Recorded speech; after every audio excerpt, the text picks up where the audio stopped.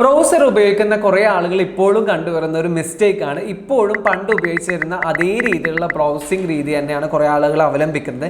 ശരിക്കും അത് ശരിയായ രീതിയല്ല. പറയുന്നതിൻ്റെ കാരണം എന്താ വെച്ചാൽ ഇപ്പം നിലവിൽ നമ്മൾക്ക് നമ്മുടെ ബ്രൗസറിലൊക്കെ ഏജൻറ്റിൻ്റെ സഹായം, AI ഏജൻറ്റിൻ്റെ സഹായം സിമ്പിളായിട്ട് തേടാൻ സാധിക്കും.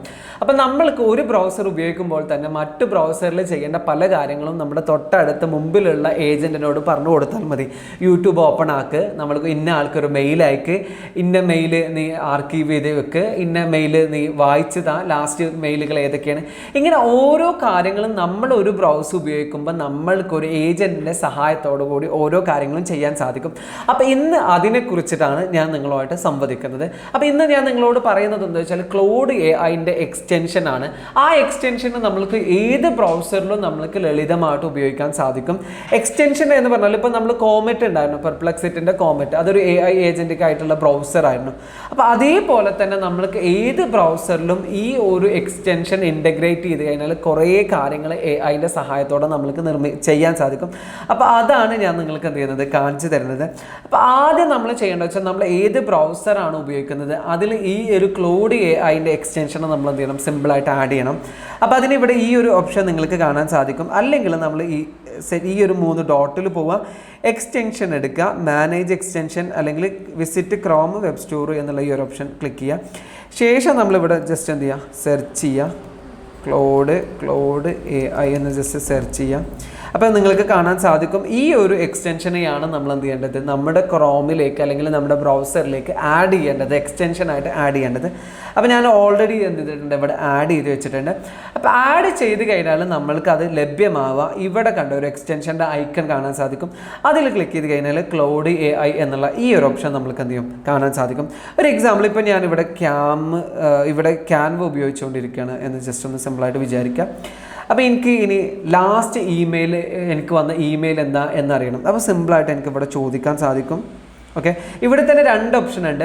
നമ്മളോട് ഓരോ ഘട്ടം നമ്മൾ എന്ത് ടാസ്ക് അതിന് കൊടുത്താലും ആ ടാസ്കിൽ നമ്മളുടെ പെർമിഷൻ ഇല്ലാതെ തന്നെ അതിന് സ്വയം പ്രവർത്തിക്കാനുള്ള അവകാശം നമ്മൾക്ക് കൊടുക്കാൻ സാധിക്കും. അപ്പോൾ അതിന് ആക്ട് വിത്തൗട്ട് ആസ്കിങ് എന്നുള്ള ഈ ഒരു ഓപ്ഷൻ ചൂസ് ചെയ്യാൻ സാധിക്കും. ഇനി നമ്മൾ ഓരോ ഘട്ടത്തിലും പ്രധാനപ്പെട്ട കാര്യങ്ങൾ ചെയ്യുമ്പോഴൊക്കെ നമ്മളോട് ചോദിക്കണമെന്നുണ്ടെങ്കിൽ ആസ്ക് ബിഫോർ ആക്ടിങ് എന്നുള്ള ഈ ഒരു ഓപ്ഷൻ ചൂസ് ചെയ്യാം. ഓക്കെ, ഇനി നമുക്ക് ചോദിക്കാം, tell me about my last emails. എൻ്റെ ലാസ്റ്റ് ഇമെയിൽസ് ഏതൊക്കെയാണെന്നുള്ളത് സിമ്പിളായിട്ട് നമുക്കിവിടെ ചോദിക്കാൻ സാധിക്കും. അപ്പോൾ അത് തന്നെ ആ ഒരു ഏജൻറ്റ് സ്വയം വർക്ക് ചെയ്തിട്ട് നമ്മുടെ മെയിലിൽ പോയിട്ട് നമ്മളോട് ചോദിക്കും. മെയിലിൽ പോയിട്ട് നമുക്ക് കണ്ടെത്തി തരും. അപ്പോൾ നമ്മളിവിടെ അപ്രൂവ് പ്ലാന് കൊടുക്കുക.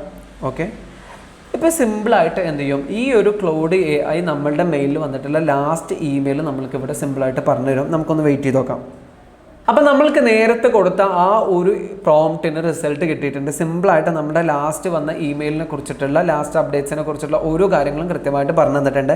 അപ്പോൾ ഇതിൻ്റെ പ്രത്യേകത എന്താ വെച്ചാൽ നമ്മളിപ്പോൾ ഇവിടെ ഒരു കാര്യം ചെയ്യുമ്പോൾ നമ്മൾക്ക് മൾട്ടിപ്പിൾ കാര്യങ്ങൾ അല്ലെങ്കിൽ മൾട്ടിപ്പിൾ ആവശ്യങ്ങൾ ഈ ഒരു ഏജൻറ്റിനോട് പറഞ്ഞു കൊടുക്കാൻ സാധിക്കും.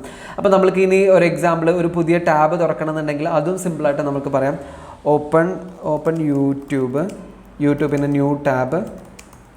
ന്യൂ ടാബ് എന്ന് നമുക്ക് സിമ്പിളായിട്ട് ഇവിടെ എൻ്റർ ചെയ്യാം. അപ്പോൾ അത് തന്നെ പോയിട്ട് ഒരു പുതിയ ടാബ് എന്ത് ചെയ്യും, നമ്മുടെ ബ്രൗസറിൽ തുറന്നു തരും എന്നുള്ളതാണ്. ഇനി ഇതേപോലെ തന്നെ ഇവിടെ നമ്മൾ അപ്രൂവ് പ്ലാന് കൊടുക്കണം. അപ്രൂവ് പ്ലാന് കൊടുത്തു കഴിഞ്ഞാൽ ഇവിടെ യൂട്യൂബ് സ്റ്റാർട്ട് ചെയ്യാൻ നിൽക്കുന്നുണ്ട്. ഇവിടെ യൂട്യൂബ് തുറന്നു. അപ്പോൾ ഇനി നമ്മൾക്ക് നമ്മുടെ സ്പോട്ടിഫൈ വർക്ക് ചെയ്യണമെങ്കിൽ അല്ലെങ്കിൽ യൂട്യൂബിൽ ഇന്ന കാര്യം സെർച്ച് ചെയ്യണമെങ്കിൽ അതൊക്കെ നമ്മൾക്ക് സിമ്പിളായിട്ട് ചെയ്യാൻ പറ്റും.